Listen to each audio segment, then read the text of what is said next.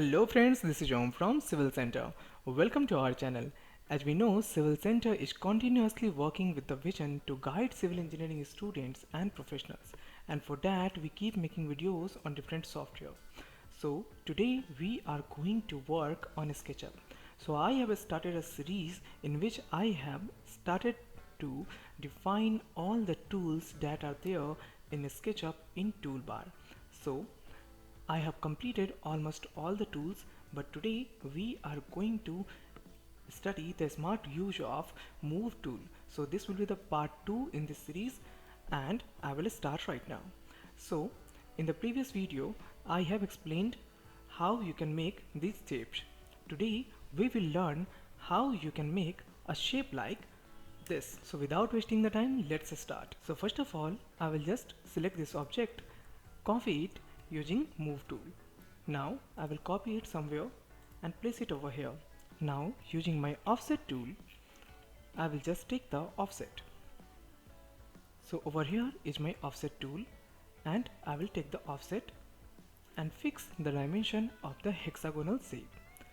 Now if I want to make a shape like this one, then I will use my push pull tool. So for that I will use my push pull tool and simply drag it over here. Now if I want to get a shape like this one, then I will demonstrate you the use. So first of all, I will just select this tool and make a copy of it. Now again we will take the offset, fix the dimension, and then I will draw some lines. So I am joining the lines.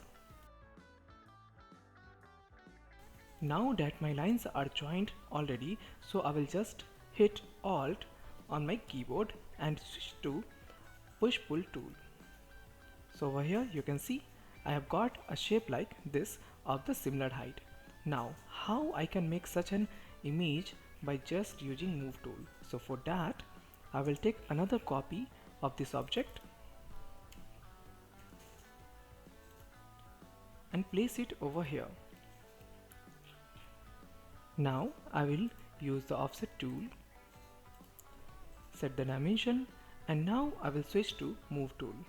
So I will simply use the move tool and hit the up arrow button on my keyboard.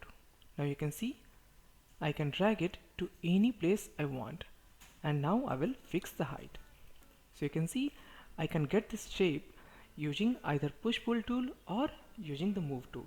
So this was the smart use of these two tools in this particular software. Now if you like this video, hit the like button, share it with your friends and colleagues, and subscribe to our channel.